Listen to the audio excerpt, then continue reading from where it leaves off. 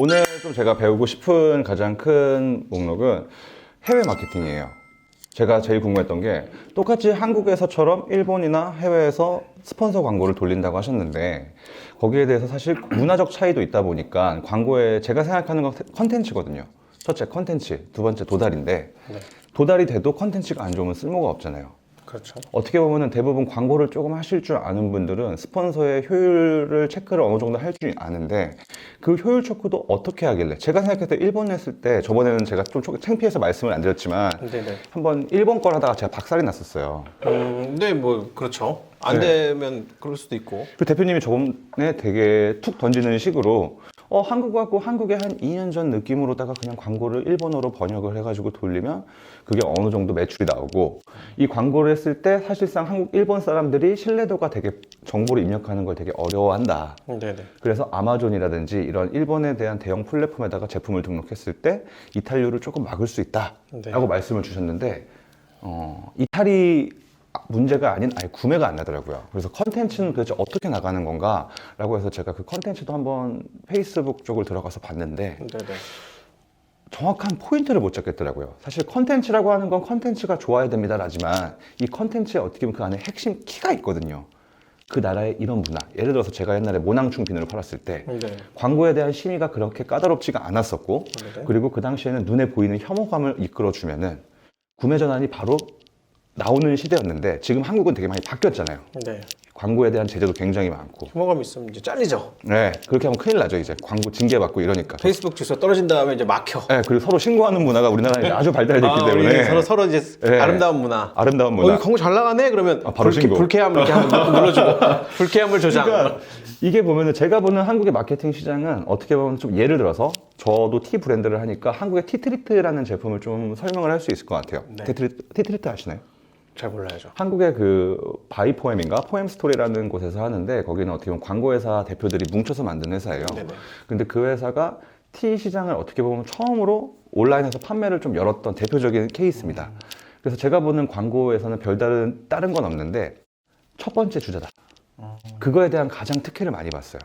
후발주자가 따라와도 첫 번째 주자가 했을 때 마케팅의 효과, 트래픽이 들어가고 그리고 거기에 대한 광고 리뷰라든지 이런 것들이 누적된 거를 사실 따라가는 거는 후발주자가 쉽지가 않다. 근데 대부분의 사람들은 이렇게 하니까 이 사람이 되네 하니까 그대로 카피가 하거든요.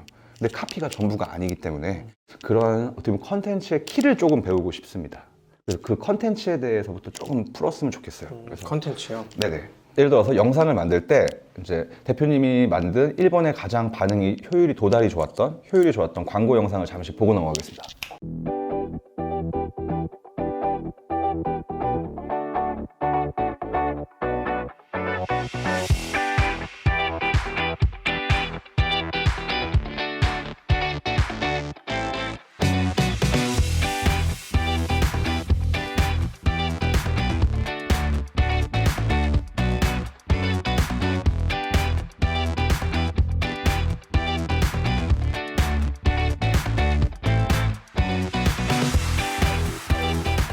벌써 1%면 사실 효율이 안 나왔다는 영상인데 네, 효율이 안 나온 건데. 이게 어떻게 된 거냐면 네.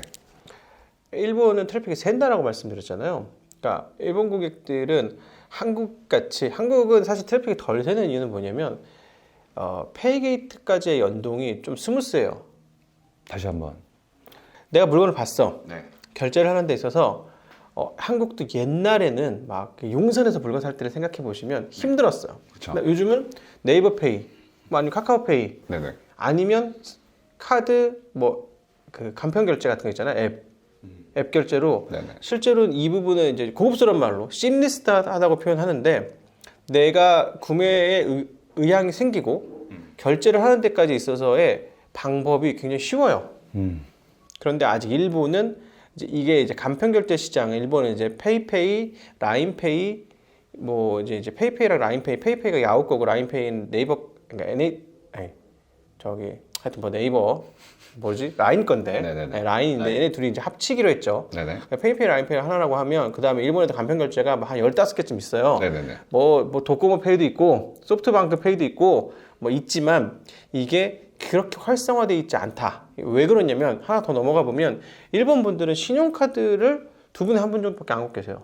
이분들 현금을 굉장히 좋아해요. 아직도 일본에 현금 문화가 많다. 네. 현금을 사랑하셔. 네. 현금을 사랑하셔가지고 대표님 현금 사랑하세요? 저는 현금 극혐하죠. 왜 그렇게 아무튼 네네네.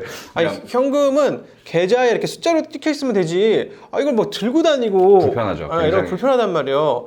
이 여담인데 제가 이제 요즘 이사 가려고 사옥 매매한 거 있는데 오 건물주. 근데 그 전 건물주분이 잔금을 현금으로 줄 수 있냐 네? 뭐 이런 말씀을 하셔가지고 그거 굉장히 큰일이다. 근데 굳이 왜? 그래서 약간 현금으로 받으면 무슨 세금 신고를 안 해도 되시는지 약간 착각하고 계신 것 같아요. 약간 연로하시거든요. 말도 안 되는 거죠. 네, 상관없는 건데 그래서 현금으로 무슨 90억을 어떻게 만들어요? 네. 수표로 한 장으로 그냥. 아니, 만들 수 있어. 현금으로 달라는 건 아니었죠? 그러니까 현금이라는 게 정말 5만 원, 만 원. 5만 원권으로 이제 다는 아니더라도 네, 일부를 일부분이라도. 5만 원을 달라. 나 이거 금고에 넣고 싶다. 근데 왜 금고에 넣는 거지? 그러니까 약간 착각을 하신 것 같아요. 여담인데. 네네. 그래서 왜 일본 분들이 얼마나 현금을 좋아하시냐고 알 수가 있냐면 저희도 자사몰에 보면 이제 뭐 평으로 와서 1밖에 안 나오는데 이게 이제 세는 거는 이제 다시 말씀드릴 거고 자사몰 결제 비중 중에 한 4분의 1이 편의점 결제. 어허.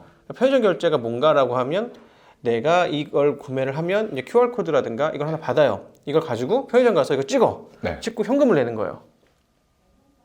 그러면 집으로 택배가 오는 거죠. 아. 이런 한국식으로 표현하면 개불편한 결제를 불필요하게 사서 고생을 하는. 그러니까 네네네. 저는 처음에 편의점 결제를 어떻게 생각했냐면 그러니까 현금 결제라고 한다면 우리나라 같으면 계좌이체 있잖아요. 뭐 아니면 뭐 가상계좌 있고 네네네네. 이런 거는 또 왜 싫어하시냐면 이 피어가 있는 거야. 어떤 피어냐면 모바일이라든가 PC에 나의 개인정보라든가 계좌정보를 넣었을 때 이분들 영화를 많이 보나 봐. 아 의심이 많아. 이상하게 털릴지도 몰라. 아 보이스피싱.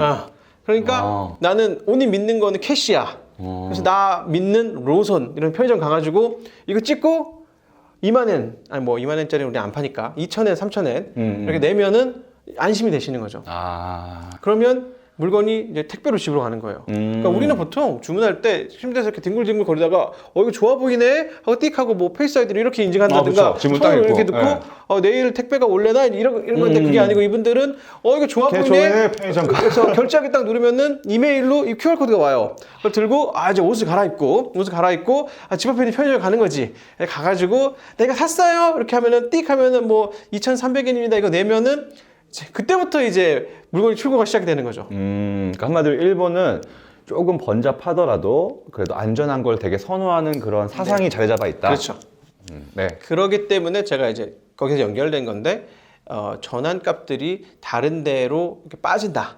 그래서 이걸 막아준다는 게 뭐냐면 이분은 저희 자사몰, 그러니까 시스터인 자사몰에 와서 그걸 사는 게 겁났던 누군가예요. 근데 이분은 라쿠텐에서 발급한 신용카드 갖고 있어. 그러면 같은 제품을 나는 라쿠텐 신뢰하니까 여기서 사는 건 오케이야. 근데 라쿠텐에 가면 있어. 그러면 사는 거죠.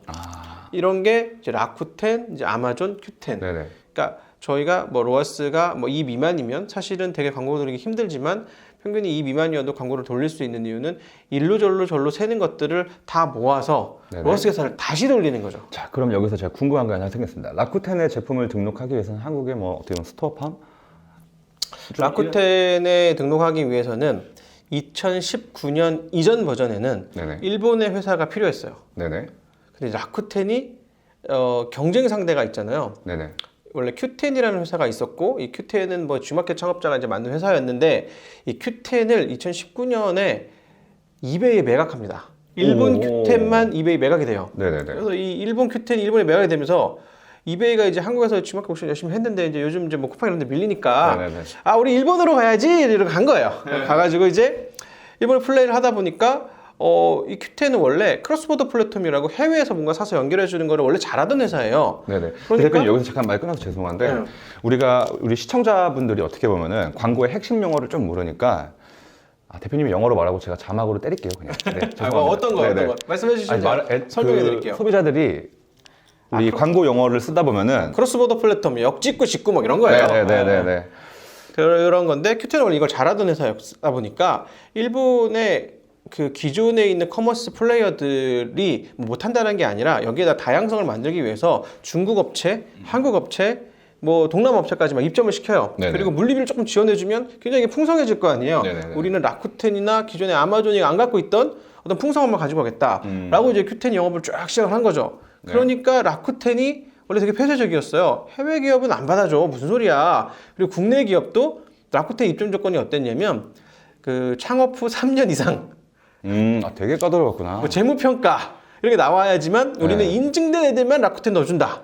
그러니까 어떻게 보면 라쿠텐은 정확하게 일본 정서를 가득 품고 있었던 가득 회사네요. 품고 있었던 거죠. 네네. 그러니까 저희 일본 법인은 2019년 법인인데 우리 현지 법인은 라쿠텐 입점을 못해.